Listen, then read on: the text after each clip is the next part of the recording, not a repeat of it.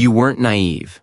You were aware in a way that most people never learn to be, because you weren't just listening to words, you were watching patterns, energy, timing, and emotional consistency. That's a different kind of intelligence, the kind that doesn't need to announce itself to be real. When you live an avoidant, you quickly learn that the truth rarely lives in the grand promises, it lives in what happens after the promise, in the follow-through, in the presence when things get uncomfortable, in the ability to repair instead of disappear. So while they may have assumed you were blinded by love, you were actually paying attention to the quiet details, the sudden coldness after tenderness, the way they pulled away right after closeness, the way they needed you most when you were stepping back, the way they offered intensity but struggled with consistency. You noticed how they could be warm in moments that were low risk for them and unreachable when your needs required real emotional courage. You observed how every time you asked for clarity, they framed it as pressure, and every time you asked for reassurance, they treated it like a negotiation instead of a basic act of love. You felt the difference between someone who is overwhelmed but willing and someone who is overwhelmed and escaping. And instead of turning your relationship into a courtroom where you presented evidence every day,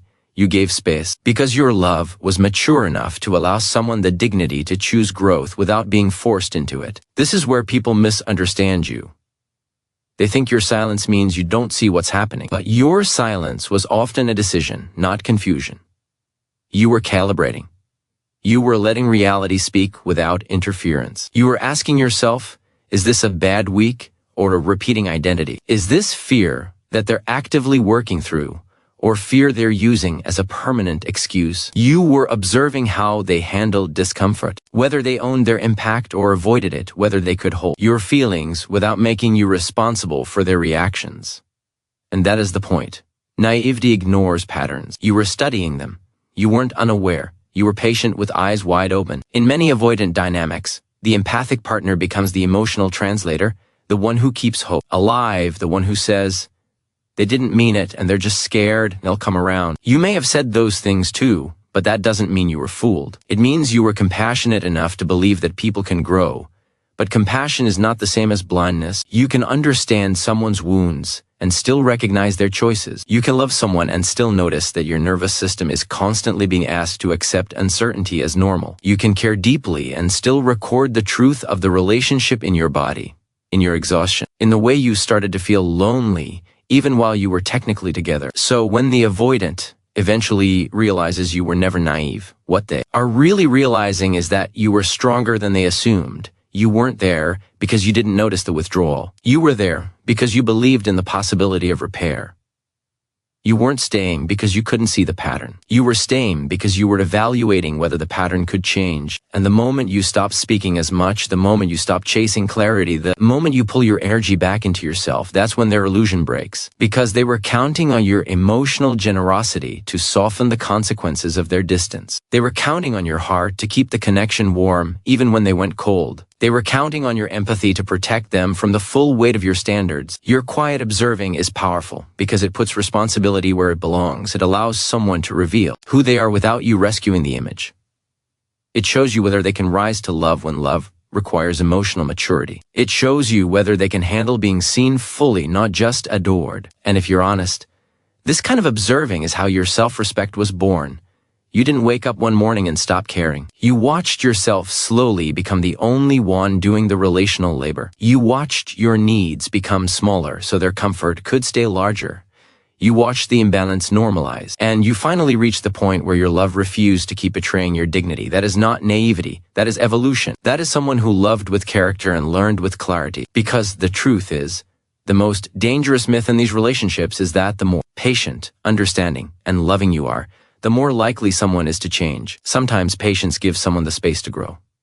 And sometimes it gives someone permission to stay the same. You were wise enough to figure out which one you were living with. You were watching the whole time, not to catch them, but to protect yourself, not to win, but to wake up. And that kind of awareness is exactly why, when you finally choose silence or distance, it lands with such force. You weren't naive. You were awake long before you left. Empathy and patience are not weakness. They are strength with emotional intelligence. In an avoidant-empath dynamic, this truth is often misunderstood. The empath gets labeled as too soft or too forgiving, while the avoidant is framed as just independent. But real empathy is not blind loyalty.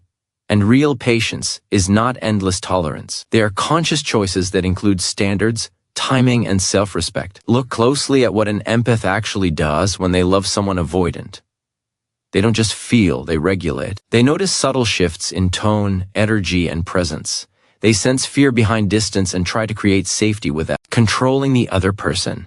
That is not weakness. That is emotional skill. A fragile person can love dramatically for a short burst. A strong person can love steadily while staying grounded in reality. But here is the trap.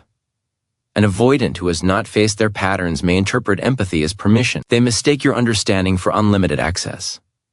They assume your patience means the clock will always reset. They think your kindness will soften the consequences of their inconsistency. This is not because you were naive. It is because your care was genuine, and genuine care can be easy to take for granted when someone is used to escaping accountability. That is why this keynote matters. Your empathy is not a blank check. Your patience is not a lifetime contract. Your love is not proof that someone can hurt you, withdraw, and still expect you to stay emotionally available without repair. Understanding someone's wounds does not require you to tolerate the behaviors those wounds produce. The healthiest empathy is expressed with discernment. You can understand that an avoidant shuts down when intimacy feels intense and still say, "I need communication, not disappearance." You can recognize that their nervous system is protectively wired and still refuse to become collateral damage for that wiring. You can care about their fear and still insist that your feelings are not negotiable. This is the difference between compassion and self-erasure. Patience works the same way. Healthy patience is purposeful. It is the decision to give time to someone who is genuinely trying, learning, and moving forward in small, consistent ways. Unhealthy patience is waiting inside the same painful cycle while promises replace progress. The difference is evident. The difference is whether their actions are evolving or whether you are simply expanding your tolerance for loneliness. Many empaths were conditioned to believe that being good means being endlessly flexible. That leaving is harsh. That boundaries are selfish. That asking for consistency is asking for too much. But maturity changes that story. Maturity says, I can be loving and still be firm. Maturity says, I can be understanding and still protect my peace. You do not need to become cold to become safe. One of the most powerful moments in this dynamic is when an avoidant finally realizes your softness was never a lack of strength. It was a choice. You were not staying because you couldn't see their patterns. You were staying because you were giving them a chance to choose differently. You were watching whether your care inspired growth or enabled comfort. When that time limit arrives, your boundaries become your truth. You stop over-explaining. You stop chasing clarity. You stop translating their silence into hope. The avoidant may feel shocked because they assumed your empathy meant you would always be there to stabilize the connection. But your empathy was never an agreement to carry the relationship alone. This is why your standards are not a contradiction of your kindness. They are the proof that your kindness is healthy. Your discernment shows that your patience was never desperation. You were giving someone space to rise, not permission to stay the same. So if you are doubting yourself, remember this. You are not too much because you want emotional safety. You are not weak because you gave someone compassion. You are wise for realizing that love must be mutual to be sustainable. Keep your empathy, keep your softness, keep your heart, but pair them with a simple promise to yourself that you will not abandon your needs to preserve someone else's comfort. Avoidants often misread quiet emotional intelligence as unconditional tolerance, and that misunderstanding becomes the silent engine of the entire dynamic. Because when you are observant, emotionally grounded, and not reactive, you don't create drama every time something feels off. You don't interrogate every mood shift. You don't turn every inconsistency into a courtroom trial. You watch, you breathe, you process, you give someone space to show you who they really are without you having to force the reveal. And to an avoidant who relies on distance as control, that calm can look like softness they can outlast. They start assuming your depth is the same as your availability. They assume your empathy is a permanent safety net. They assume your self-control means you will keep absorbing what they won't confront. So they test the boundaries quietly, not always with cruelty, sometimes with head. They pull away after closeness and wait to see if you chase. They delay a conversation and watch whether you carry the emotional responsibility alone. They offer warmth in bursts and observe whether you'll accept inconsistency as just their style. They rely on the fact that you are reasonable, compassionate, and emotionally mature, and slowly they turn those qualities into a loophole. The more you remain calm, the more they assume you will remain. The more you understand their fear, the more they assume you will excuse their absence. This is not because you were weak. It's because you were complex enough to hold nuance. And nuance can be exploited by someone who has not learned to face consequence. Here's what's painful and true.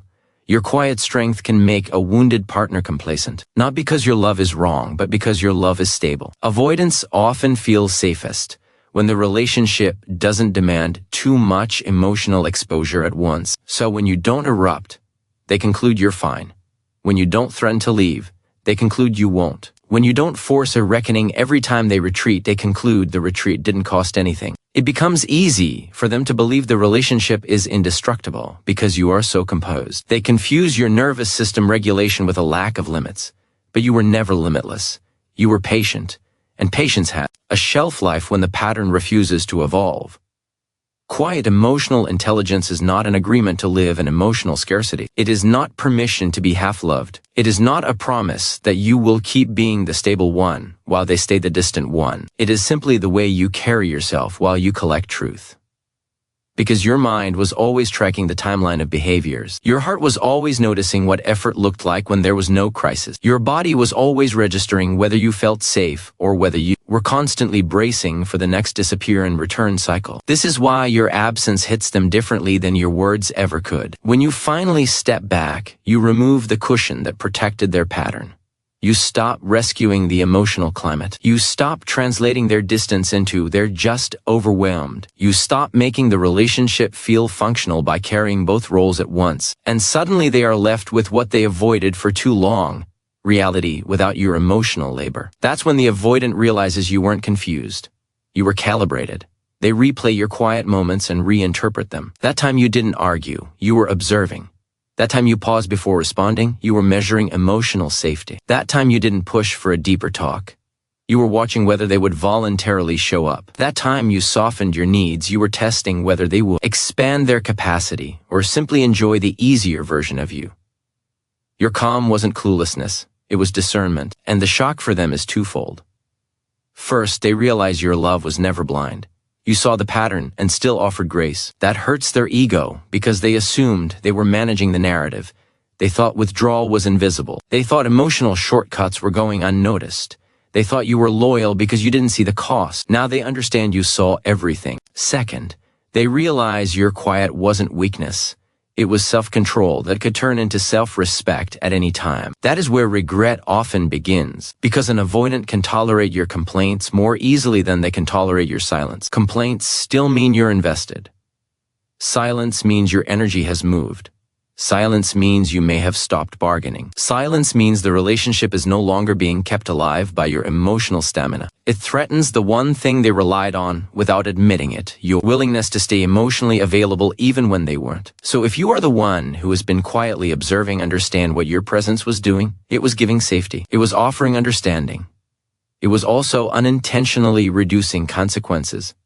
Your absence corrects that imbalance. It doesn't attack them. It simply tells the truth of the dynamic without words, and that truth is simple. You were never naive. You were just loving someone long enough to see whether they would grow into the love you were already giving. Avoidants often misread quiet, emotional intelligence as unconditional tolerance, and that misunderstanding becomes the silent engine of the entire dynamic. Because when you are observant, emotionally grounded, and not reactive, you don't create drama every time something feels off. You don't interrogate every mood shift. You don't turn every inconsistency into a courtroom trial. You watch, you breathe, you process, you give someone space to show you who they really are without you having to force the reveal. And to an avoidant who relies on distance as control, that calm can look like softness they can outlast. They start assuming your depth is the same as your availability.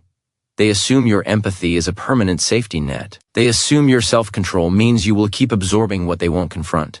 So they test the boundaries quietly, not always with cruelty, sometimes with habit. They pull away after closeness and wait to see if you chase.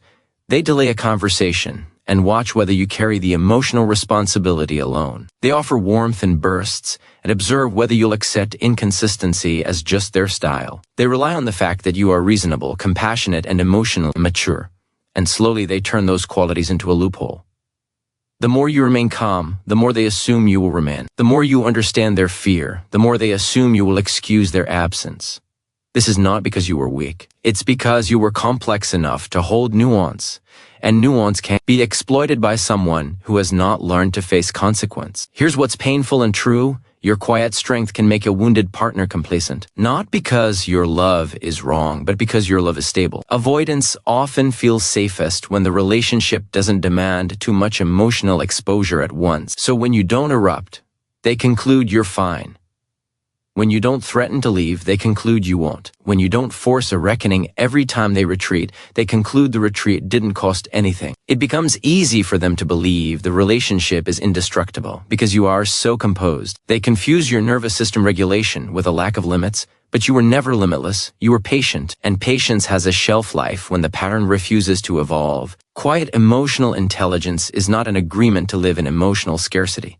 It is not permission to be half-loved. It is not a promise that you will keep being the stable one, while they stay the distant one. It is simply the way you carry yourself while you collect truth.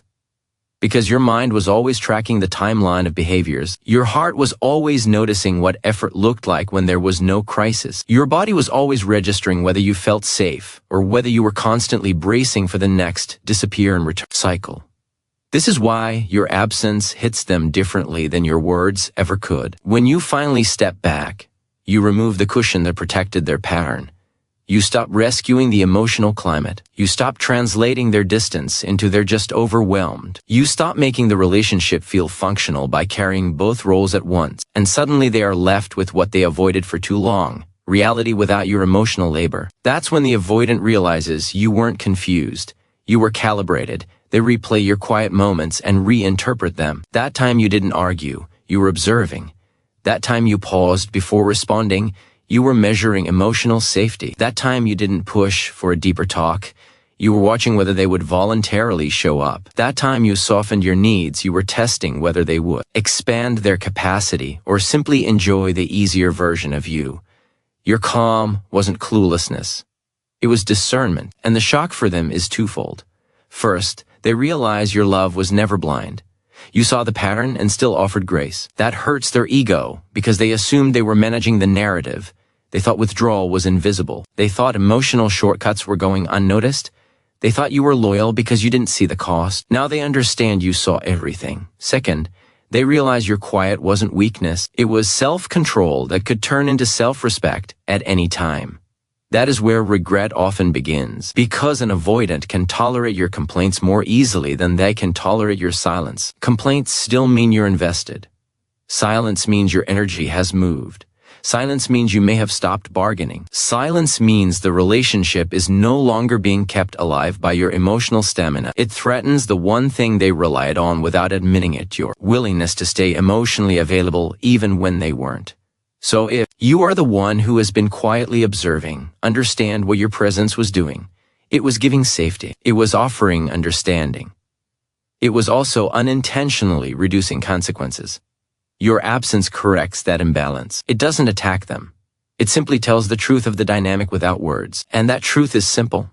You were never naive. You were just loving someone long enough to see whether they would grow into the love you were already giving. Your shift didn't happen overnight. And that's the part most avoidants don't understand until it's too late. They often tell themselves a story that protects their ego. They think you left because of one argument, one boundary, one mood, one day you finally got fed up. They reduce your entire emotional journey into a single moment because it's easier than admitting the truth. The truth is that your decision was not impulsive. It was cumulative. It was a slow internal awakening built on repeated moments of being emotional, alone inside a relationship that was supposed to feel like home. You didn't wake up one morning and stop loving them. You loved them while you watched the pattern emerge. You loved them while you fought with your intuition. You loved them while you tried to be the calmer one, the more understanding one, the one who could hold space for their fear without making them feel trapped. And every time you did that, you were also quietly asking a question you may not have even said out loud yet. Will they ever meet me here? The avoidant sees your patience as your baseline. They assume your capacity to tolerate discomfort is endless. They think your emotional maturity means you don't have limits, but your limits were forming the entire time. They were forming when your needs were treated like inconvenience. They were forming when you had to choose your words so carefully that expressing love felt like walking on glass. They were forming when your attempt at closeness was met with distance, and your request for clarity was met with silence or defensiveness. They were forming in the small heartbreaks that don't look dramatic from the outside but slowly dismantle trust on the inside. Your shift was built in moments like these. You reached out after a hard day and they responded with coldness. You asked for reassurance and they made you feel needy. You shared something vulnerable and they went quiet. You tried to name a pattern and they reframed it as your overthinking. You waited for repair and got timeouts. You lowered your expectations because you were tired of being disappointed. You started doing emotional math just to avoid conflict. And the scariest part wasn't that you were hurt. The scariest part was that you began to normalize being hurt. This is how self-abandonment gets disguised as love, but you were paying attention. You were noticing how often your nervous system was unsettled. You were noticing that your peace required you to be smaller, quieter, easier. You were noticing how the relationship only felt stable when you asked for less and carried more. You were noticing that your love was being treated like a renewable resource, something that would always be there to cushion their retreats, soften their guilt, and keep the bond alive even if they only showed up in bursts. Your shift didn't happen in one conversation. It happened across a timeline of emotional imbalance. It happened when you realized that understanding someone's wounds doesn't obligate you to accept their patterns. It happened when the weight of I get. It started to cost you your self-respect. It happened when you recognized that you weren't just loving a person, you were managing a system, one where your emotional labor held the entire structure together. And when you're the one holding it together, you also become the first one to feel it cracking. This is why your calm withdrawal can feel shocking to them. They never saw your inner process because you didn't dramatize it. You didn't threaten to leave every week. You didn't turn your heartbreak into a performance. You did what emotionally intelligent people do when they still love someone. You tried to repair without humiliating them. You gave chances without turning the relationship into a hostage situation. You kept your dignity while deciding whether this was a temporary season or a permanent pattern. You were observing. You were measuring the gap between intention and behavior. You were tracking whether their fear was something they were actively working through or something they were using as a lifelong excuse. You were noticing the difference between someone who needs time and someone who uses time to avoid responsibility. You were asking yourself whether love was becoming safer or just more complicated. So when you finally shifted, when your warmth dimmed, when your energy pulled back, it wasn't random. It was your nervous system reaching the end of what it could rationalize. It was your heart recognizing that being loyal to them was starting to feel like betrayal of yourself. That's the truth behind your shift. It wasn't a mood. It was a reckoning. And the avoidance late realization often hurts because it forces them to see the full timeline. They have to face that your silence wasn't sudden. Your distance wasn't revenge. Your boundary wasn't an overreaction. It was the logical outcome of a pattern they underestimated. It was the consequence of emotional imbalance that you tried to carry gracefully until you couldn't. Your shift is not something you need to explain or apologize for. It is proof that you were willing to love deeply, but not indefinitely at the cost of your own peace. The avoidance late realization can absolutely bring regret, sometimes even a kind of shock that humbles them, but your growth does not depend on their awakening or apology. And this distinction can save your life emotionally. Because when you've loved someone who avoids intimacy, you've probably spent a long time waiting for a moment that finally makes sense of the pain. A moment where they admit what you already knew. A moment where they say, you were right, you weren't imagining it. I did take you for granted. I did hide behind distance. And yes, that moment can happen. But if your healing requires it, you are handing your peace to someone who has already shown you they struggle to hold it responsibly. The truth is, avoidants often wake up late not because you weren't valuable, but because your value became undeniable only when your energy stopped cushioning the consequences of their pattern. They may realize you were never naive when you stop explaining, stop chasing, stop bending, and suddenly the relationship no longer runs on your emotional labor. That realization can create regret, but regret is not repair. Regret is a feeling. Repair is behavior. And your future cannot be built on someone else's feelings that arrive after you've had to survive the damage alone. Here's what you need to remember. Your instincts were already valid before they confirmed them. Your boundaries were already reasonable before they respected them. Your hurt was already real before they acknowledged it. When you wait for an avoidance apology to legitimize your experience, you unintentionally teach yourself that your inner truth is negotiable, and that is the quiet poison that keeps people stuck. You start thinking, maybe I'm overreacting because they haven't admitted anything, or maybe I shouldn't move on because they still haven't realized what they did. But you don't need their awakening to name your reality. You lived it. You felt the confusion. You carried the loneliness. You watched the pattern repeat.